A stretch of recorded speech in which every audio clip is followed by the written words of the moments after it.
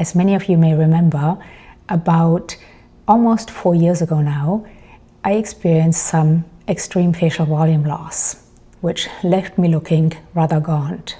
Now, facial volume loss is just part of the natural aging process, but I think what caused me to have extreme facial volume loss on top of getting older was mold illness I was struggling with, as well as some way too intense radiofrequency microneedling sessions. Honestly, at first, I didn't even realize how much volume I had lost, because I saw myself in the mirror every day and it was a gradual thing, so it wasn't that apparent to me. Also, as I just mentioned, I was struggling with mold illness, so I wasn't feeling good, and my appearance was not the most important thing. However, I started receiving some really nasty comments under some of my videos, which made me take a closer look in the mirror and made me realize how unhealthy I actually looked. So once I realized that, I tried some topical products which promised to help restore facial volume, and they gave me subtle results. But back then, I was so gaunt, no topical product would have given me enough benefit. So eventually I decided to try a biostimulator called Sculptra, and I actually took you with me to my very first Sculptra appointment. Now, long story short, because I have talked about this in several videos, Sculptra ended up not really working for me. So eventually I tried a different biostimulator called Lanluma, which ended up giving me great results. Interestingly enough, Sculptra and Lanluma are made from the exact same material, poly-L-lactic acid, or PLLA, which is the same material dissolvable stitches are made of. And when PLLA gets injected into the skin, it stimulates our body to produce its own collagen, which in turn can help replace some lost volume. Now, while I got great results from Lanluma, unfortunately, as we age, collagen continues to degrade, which is why it is recommended, if one uses biostimulators, such as Sculptra or Lanluma, to have yearly maintenance sessions. My last Lanluma treatment was about 2 years ago, when we lived in Paris. Unfortunately, Lanluma is not available in the United States at the time of filming this video, but some of you suggested I try Renuva, which is a newer biostimulator that is actually available here in the United States. Now, the first time I heard about Renuva was from Dr. Anya, when her and I, a couple of years ago, made a video on facial volume loss. I hadn't given it much thought since, until, again, several of you suggested I take a look at it, and a couple of you actually shared your experience with Renuva with me, and your experience was positive. So that got me curious, and about 3 weeks ago, I had a consultation with a plastic surgeon here in San Diego to talk about Renuva. I didn't film my consultation because I figured if I decided to go ahead with the treatment, I would take you with me and we would have him explain the whole thing again. So I have an appointment in 20 minutes. I have to get out of here, but I'm taking you with me for my very first Renuva treatment. I will show you the full treatment. We will have the doctor explain what exactly Renuva is and how it works. I will show you what I look like after and for the days to come. I'm a little bit nervous, to be honest, but I remember I was quite nervous when I had my first Sculptra treatment. I was sweating back then, and it was for nothing because it wasn't bad at all. So fingers crossed, and this won't either, but let's go find out. Thank you so much, Dr. Rodriguez, for taking the time to answer some questions. Yeah. So can you tell us what is Renuva? Right, so Renuva is a adipose scaffold, and so it's donated adipose tissue that MTF Biologic uses, cleans, and then gets rid of all the fat. So I think of it like a honeycomb. Mm-hmm. So if you think of the honeycomb, think of all the honey being taken out and you just have the honeycomb left over. And so that's what you have here. You just have a scaffolding of adipose tissue or fat. And then that matrix we inject into the body, and that what that does is it attracts new fat cells or new adipose tissue. So you replenish the volume that you lost with your own tissue. It is donor tissue. It's acellular donor tissue, but it is from cadaver, which is the one part that kind of Correct. grosses me out. It is from cadaver, but MTF Biologics has been doing this for a long time, and they also use other donated tissue for breast reconstruction and other things, and they have very, very high standards. So they actually they reject 98% of the donors. Okay. So they have a very kind of stringent policy in terms of who can donate and making sure that the tissue is of the highest quality and is not, doesn't have any other diseases or things like that. Somebody asked me, how old are these cadavers? How All long these have they been cadavers. dead? Yeah. So not very long. Okay. So all these cadavers, it's not like they've been there for weeks. And then it's usually and this goes with any kind of donor procurement. It's, when someone dies and they've agreed to donate their body, that procurement occurs right after they die. So we're not actually getting adipose cells from them. It's acellular. It's acellular. So what you're doing is you have the scaffolding of the adipose tissue, kind of all the structure of it, but nothing that is going to react to the immune system. So was that cadaver, when he was alive, when the person was alive, would they have had a disease that is not something that's transmittable? Right, exactly. Okay. Mm-hmm. Yeah, Okay. and they've been doing this for years and years and years, and thousands of donor tissue, and never really had any issue when it comes to that. Yeah. Okay, that's good to know. Yeah. Now, when I saw you for our consultation, we talked about doing it in my neck as well. But you also told me that because this is a scaffolding, it will attract fat, so it will only really work where there used to be fat. Yeah, so if it's an area where you had fat and you have a little bit of fat, that's where it'll work. So it won't work, for example, if you inject it into the muscle, it's not going to do anything. If you inject it deeper structures, like you do filler or other things where it's on the bone, it's not going to do anything. It has to be in the area where there's subcutaneous. fat. Okay. So it's not like sculptra goes very deep to the bone. This is much more superficial. This is much more superficial. Okay. Correct. So in the face, for example, you have two separate pockets of fat, that's superficial and a deep, and those are the layers that you're targeting. And mostly you're targeting the superficial, but you don't want to be intradermal. You want to be right under the dermis where all that fat lives. Okay. And unlike sculptra or Renuva, which I had, this can actually be injected in areas like under the eyes, above the lips, thinner areas, right? Correct. Which is nice. Yep. Okay. Yeah. Okay, so that's definitely a benefit to that. Yeah, exactly. Is there any risk of granuloma like there is with sculptra? Not really. Sometimes you can have, if you're sick before or after, you can have a little reaction. When you get sick, your body reacts to foreign bodies, but other than that, not really a granuloma or anything like that. Does it work with the immune system like sculptra does? Or well, you're going to have an inflammatory response. That's just that just happens when you when you inject something that's foreign, but it's not really going to stimulate your immune system the way sculptra does. Okay. So was one to have an autoimmune disease, which is sculptra is kind of contraindicated for, they can still do Renuva? Correct. Okay. Yep. That's good to know too. Yeah. Because that's a lot of people nowadays with autoimmune diseases. Okay. Yeah.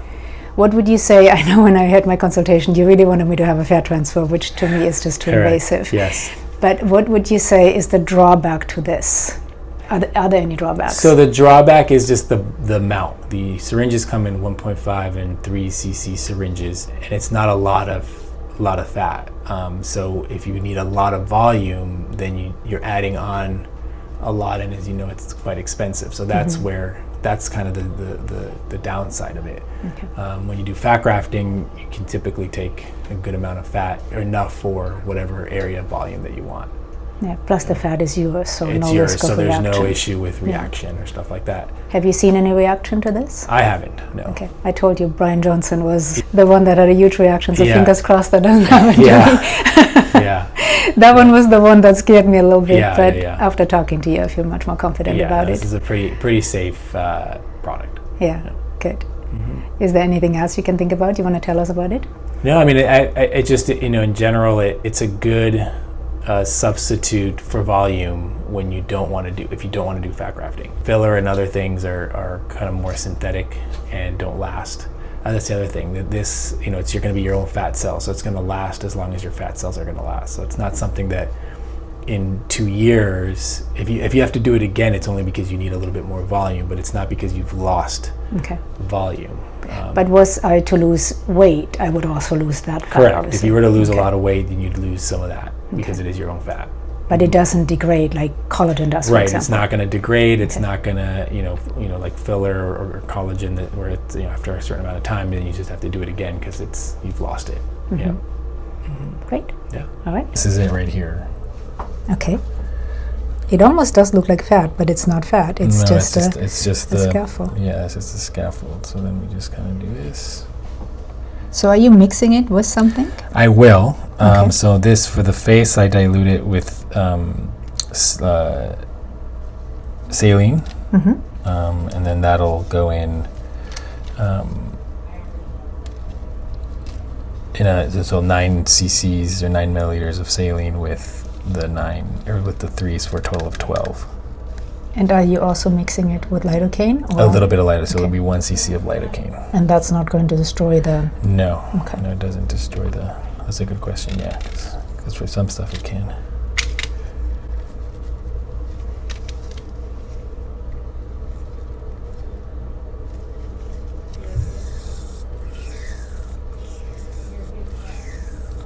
This initially was developed for breast reconstruction. So, sometimes you get a lot of contour deformities because they don't have a breast, they just have the implant. And so this is used to fill in those deformities. So it's been around for a long time.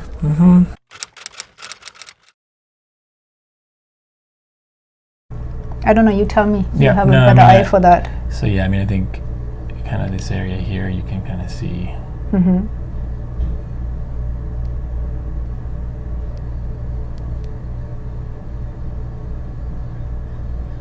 And then we'll put some in the fold.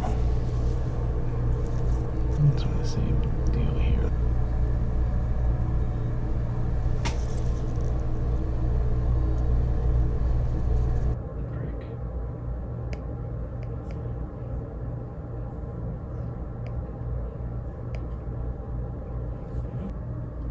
So would you say as far as placement, when you're injecting this, it's kind of the same as when you're doing a fat transfer?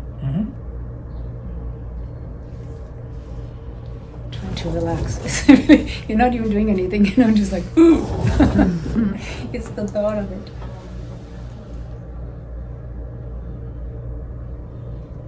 So you'll feel a little kind of pulling and tugging. That's just me putting the camera in. Okay, I actually don't feel anything. Okay.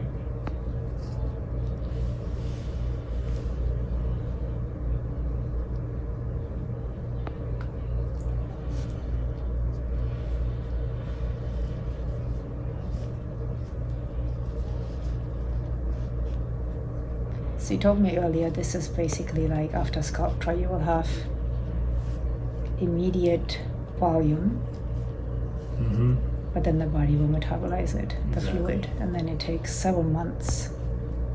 Yeah, it takes 3 to 6 months. So 3 months you're kind of at 80%, and then at 6 months you're close to 90.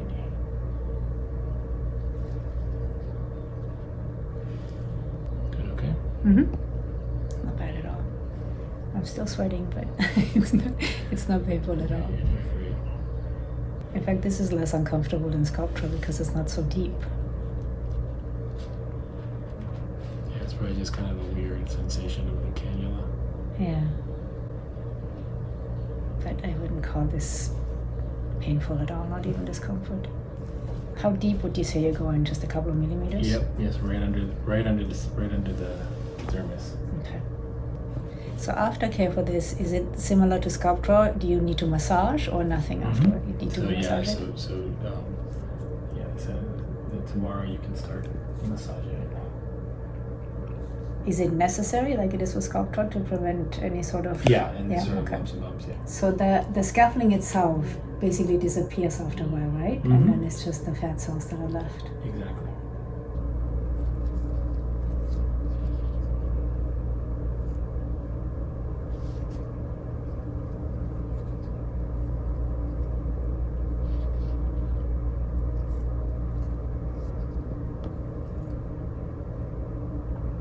So with filler, we obviously know you really got to be careful hitting a blood vessel. With this, what if you hit a blood vessel? Would there be any occlusion? Is there any... There's always the potential for occlusion, Okay. but it's it's just a scaffolding, so there's less of a chance of it, something happening like Okay. it does with filler. because that's a concern I've heard, because this is not something you can just put hyaluronidase in and reverse No, it. you would do that, put hyaluronidase if that happened. Oh, you would? Well, it just because you just want to dissolve it and make sure that it wouldn't do anything to the fat, but if you have any, that's a normal component that we have in our body. So if you can thin out that area. Okay, so that would even work with this if you hit if you had something. that, Okay. yeah. Okay, so that's not really concerned because it would be reversible if anything would happen.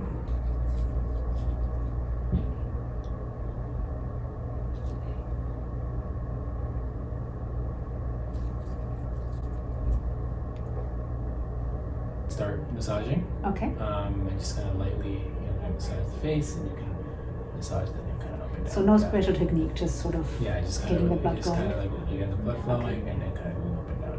Okay. Here. What about how deep? Just very lightly? Or Very lightly. You don't have to like go down to the bone or anything Okay. like that. Just kind of lightly massage it, and make sure that, and that'll just help smooth it out. Okay. More than anything. Is it like sculptra, like 5 times a day for 10 minutes, or there's no? No, there's no. You Okay. can do it kind of when you remember Okay. for a couple minutes, and then that's fine. Okay, but not for the next 24 hours? Yeah, just wait 24 Okay. hours, and then you can do that. No icing or anything, just leave it alone? Don't put any ice. If you're feeling any discomfort, which you shouldn't, you can do a little bit of ibuprofen or Tylenol if you want. But that, and then after 24 hours, you can kind of go about your day normally. You can work out, you can do all that, and you can take a shower tonight if you want. Okay. Yeah, sounds good, but not like a sauna or anything? Right, no sauna. Okay. No sauna. Okay, sounds good. Okay, Any thank other you so much. questions? No, I think that's it. Thank you. Perfect. All right, great. All right. It has been about 4 hours since my treatment, and as you saw, it really wasn't bad. I was so nervous when I first got there. I was sweating, but again, it wasn't bad at all. The most, if I can even call it discomfort, was the initial lidocaine injection, because I could feel the needle prick. Aside from that, I could feel the cannula or needle, I think Dr. Rodriguez used both, move under my skin, which was a bit of a strange sensation, but I wouldn't call it discomfort.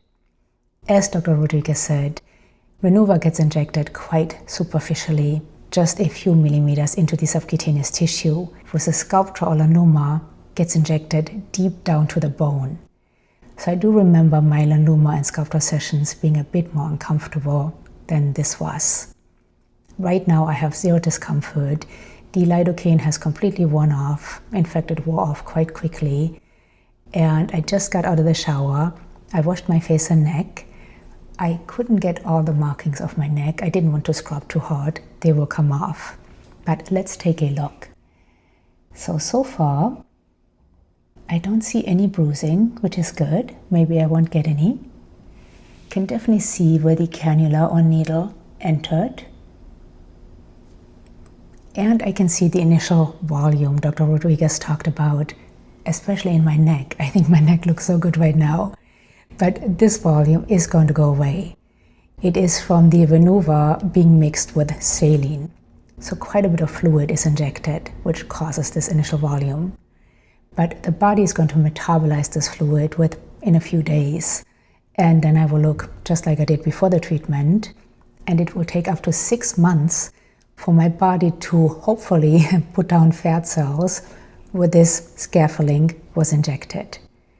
I can't remember if I mentioned it in the intro because I was in a rush, but hopefully you heard Dr. Rodriguez say, while Renuva is a biostimulator, unlike Sculptra or Lanuma, Renuva does not stimulate collagen production, but fat production, which, if it indeed works, is quite promising.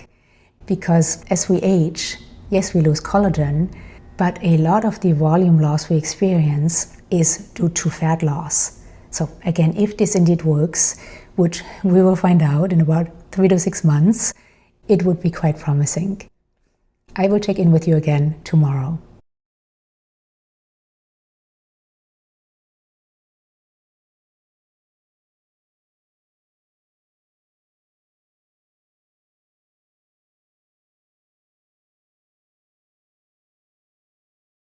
It has been about 48 hours since my treatment, and as you can see, I still have a little extra volume, which is going to go away over the next few days.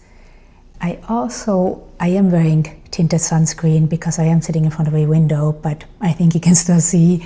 I also ended up getting a few little bruises, and you can still see where the cannula went in. But like I said, this little bit of extra volume is going to go away over the next few days, and then we just have to wait and see and hope that my body actually produces fat where this scaffolding was injected. Of course, I will keep you posted, and hopefully as I continue to make videos over the next 3 to 6 months, you will be able to tell if there is an improvement. Now, I know somebody's going to ask me, why didn't I just get filler where I wanted a bit extra volume? I have nothing against filler, but personally I like the idea of stimulating my body to produce its own, whether that is collagen or in this case fat. It's one reason I'm such a big fan of microneedling, because when we microneedle, that is what we do. We stimulate our body to produce its own collagen. And it is why back then when I was so gaunt, I decided to try biostimulators instead of using filler. And then I know somebody else is going to ask, because many of you asked back then, again when I was so gaunt, why I didn't just get a fat transfer. It is actually what Dr. Rodriguez initially suggested, but to me personally that seems quite invasive. I don't like that it is a multi-step process. Of course, the fat has to be harvested first before it gets injected. So to me that seems a bit invasive, and I just didn't want to go that route. But I hope you enjoyed this video. Any questions or comments, please leave them down below. Always love to hear from you. And I would love to know, have you tried biostimulators? If so, which one? Have you tried Renuva? Let us know down below. Thank you so much for being here. Until next time, bye.